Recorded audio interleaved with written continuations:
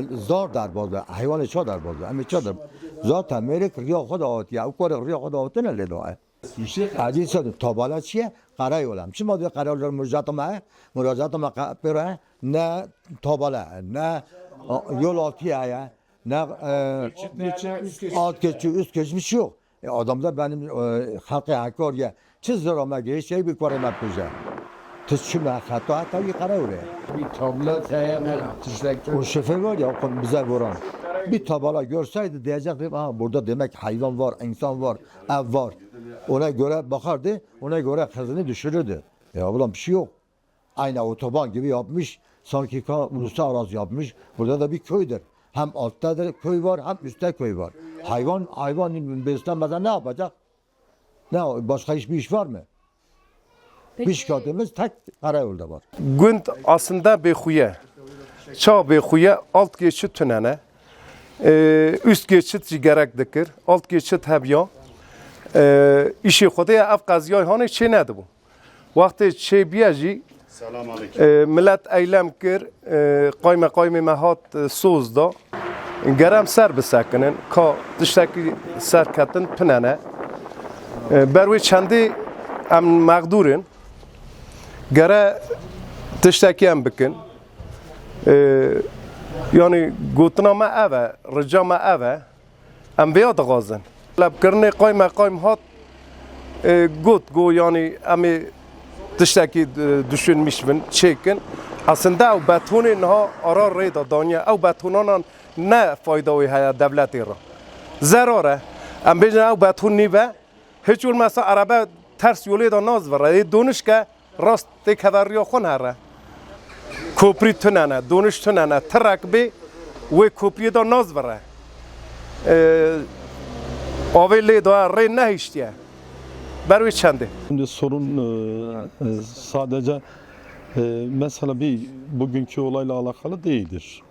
Yani derler yani ilk düğme yanlış iliklenmiş. Yani o köyün bir mahalle olduğu, tarımsal hayvansal işler yaptığı, köy kalabalıktır. Yani sadece o köy değil. Orada Çavuştepe de aynı sorunu yaşıyor.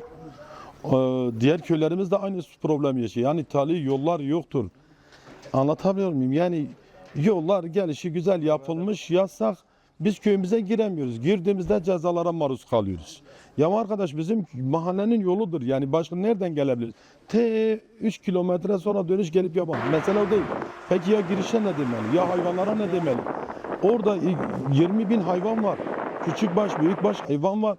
Okula giden çocuklar var. Anlatabiliyor muyum? Yani yol otoban gibi. Ama bir tane yol yok, giriş çıkış yok yani. Çavuştepe'den çıkıyorsun, sağını görmüyorsun, solunu görmüyorsun. Nasıl olmalıydı? Orada bir mefrez olması lazımdı, alt geçiş, tali yol olması lazımdı.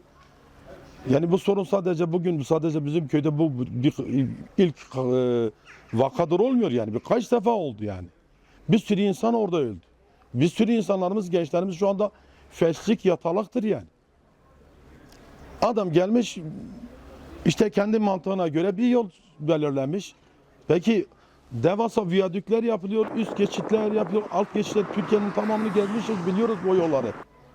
Yani devletin parası yoktur 2 tane yan yol yapmaya. Müteahhitlere bol bol ceplerini doldurup işte metreküp hesabı 12 metre 15 metre yolları yükseltebiliyorlar. İşte kendi vatandaşının güvenliği için kalkıp 2 tane talı yol yaptıramıyor.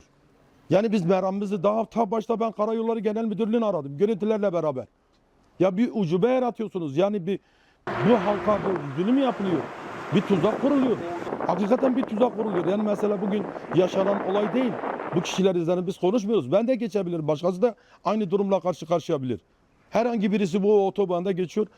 Aniden bir çocuk da çıkabilir, bir inek de çıkabilir. Farklı durum da olabilir. Yani devlet vatandaşının garantisini almak zorundadır. Öyle bir mükellefiyeti var. İşi yapıyor. Yani geçecek bir yer yok. Yol yok yani. Bir mefreze adam küreğini alıp gidecek. Köyü 2'ye bölmüş. 12 metre bir ucube yol yapmış. Vatandaş nasıl geçecek o tarafa? O kadar devasa şeyler koymuşlar oraya. Dünyanın maliyeti ama iki tane alt geçiş Çavuştepe'ye, Erkaldı'ya, yol aşağına bunu yapamıyor. Yani bizim meramımız budur yani. Biz sadece bu değil, bütün köylerimizde bir sürü insanlarımız bu şekilde faili meçhule gitti ya. Yani olması değil yani, bu kader değil yani. Bizim kaderimiz olmamalı yani.